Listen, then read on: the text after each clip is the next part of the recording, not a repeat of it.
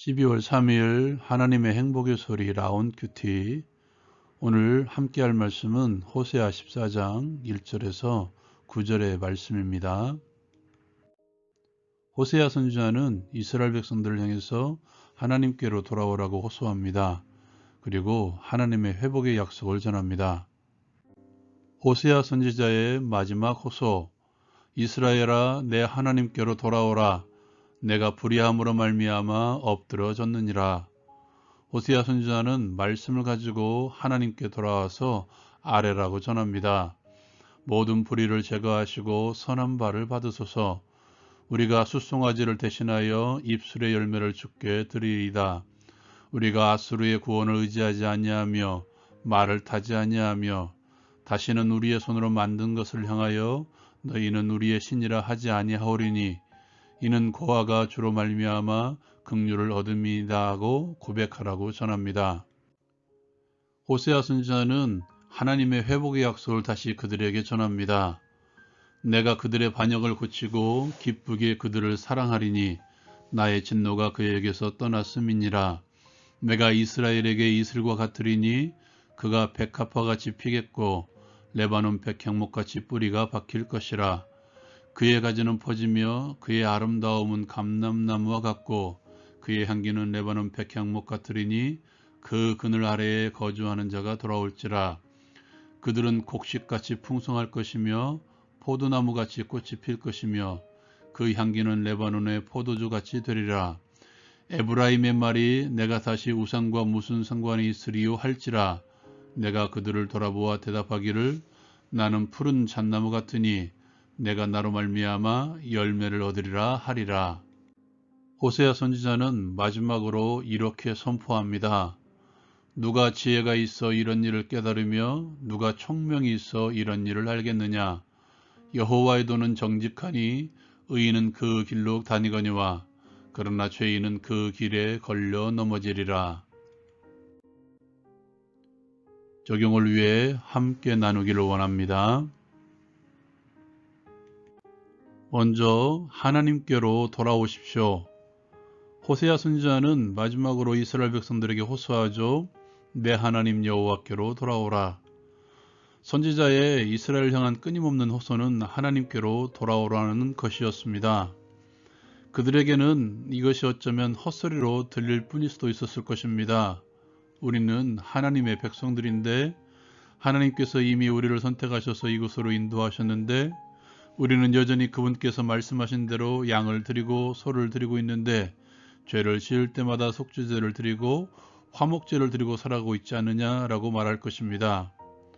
오늘날에 우리의 언어로 말해볼까요? 우리는 주일 성수를 잘하고 있지 않습니까? 우리는 11조를 잘하고 있습니다. 기도에도 잘 참석하고 주일날 봉사도 잘하고 있지 않습니까? 뭐가 문제입니까? 그런데도 하나님께서는 끊임없이 돌아오라고 우리에게 말하고 계신 것 같지 않으신가요? 하나님께서는 이스라엘 백성들에게 돌아오라고 말하며 이렇게 고백하라고 선지자를 통해 말하죠.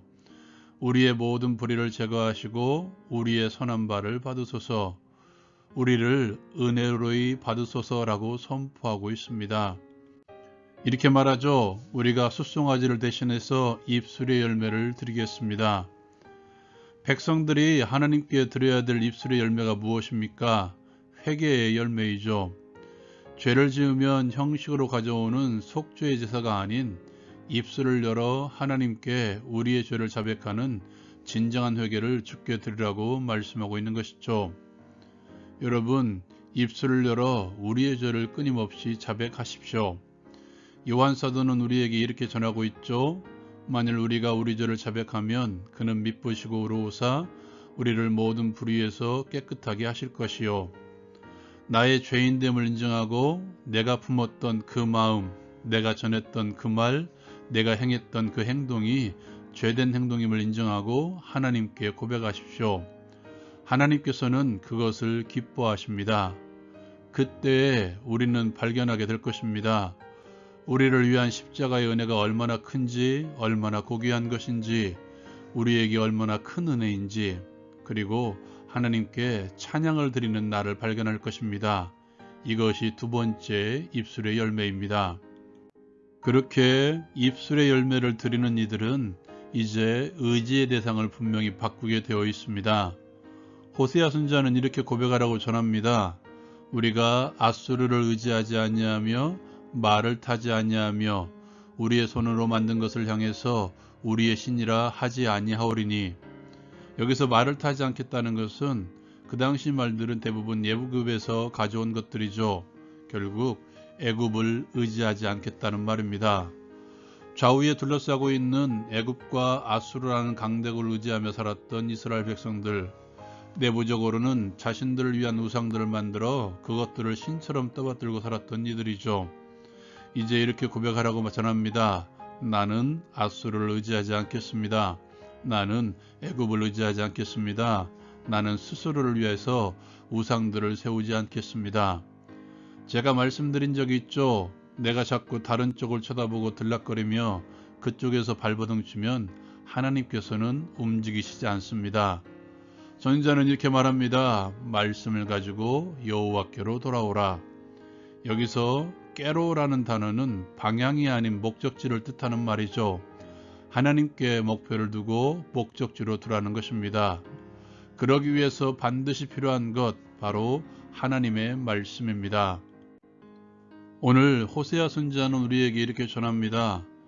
여호와의 도는 정직하니 의인은 그 길로 다니거니와 죄인은 그 길에 걸려 넘어지리라. 의와 죄는 동전의 양면과도 같습니다. 말씀을 어떻게 대하느냐, 그 차이에 따라 갈리죠. 이것을 알 수 있는 중요한 사건이 바로 사도행전에 등장하고 있습니다. 사도행전 2장과 7장에 기록되어 있는 베드로 사도와 스데반 집사의 복음 선포 사건입니다. 복음을 듣고 사람들은 동일하게 반응하죠. 저희가 마음에 찔려 이르되. 그러나 그 결과는 전혀 다른 결과를 맺었습니다. 마음에 찔렸지만 복음에 걸려 넘어진 사람들은 스데반 집사를 돌로 칩니다. 마음에 찔림을 받고 말씀의 길로 가기로 작정한 이가 3,000명이나 회개하고 돌아왔습니다. 말씀을 가지고 가는 이들은 목적지를 하나님께로만 정합니다. 그 길을 가기를 주저하지 않죠. 그리고 그 길에서 넘어질 때마다 그들은 입술을 열어 하나님께 통회합니다. 그리고 자기를 세워주시며 다시 말씀의 길로 가게 하시는 하나님께 찬미하죠. 오직 하나님만을 바라보며 하나님만을 붙들고 하는 말씀의 길을 가는 하나님께서 인정하시는 의인의 삶을 살아가는 것이죠. 하나님께서는 그렇게 말씀의 길을 가는 사람들을 회복시켜 주십니다. 오늘 우리에게 이렇게 말씀하시죠. 내가 그들의 반역을 고치고 기쁘게 그들을 사랑하리니. 그들에게 이슬 같을 것이라고 말씀하십니다. 나로 말미암아 열매를 얻게 될 것이라고 약속하시는 하나님의 회복의 말씀들. 탕자가 돌아왔을 때 금가락지를 끼워주며 다시 아들의 지위를 회복시켜 주신 하나님의 한없으신 은혜가 보이십니까? 제가 돌아왔을 때마다 저를 책망하지 않으시고 다시 사명의 길로 가게 하시는 하나님의 은혜를 함께 나누고 싶습니다. 하나님께서는 돌아온 저를 외면하지 않으시고 목사로서의 길을 갈 수 있도록 끊임없이 마음과 삶 가운데에서 은혜를 부어주시는 하나님의 손길들이 저는 지금도 기억이 나고 있습니다. 하나님께서는 죽었던 우리를 살리신 분이십니다. 그분께서 하지 못할 일이 무엇이 있겠습니까? 우리의 할 일은 목적지를 하나님께 두며 말씀의 길을 벗어나지 않으며 어느 길이 말씀의 길인지 끊임없이 말씀을 통해 묵상하며 회개하며 찬미하며 감사하며 그 길을 가는 것입니다. 적용을 위한 기도의 시간. 하나님께로 돌아가는 것을 주저하지 않게 하시고 회개와 찬미 입술의 열매를 드리게 하시며 하나님만을 의지하며 말씀의 길을 가게 하옵소서. 예수님의 이름으로 기도드립니다. 아멘.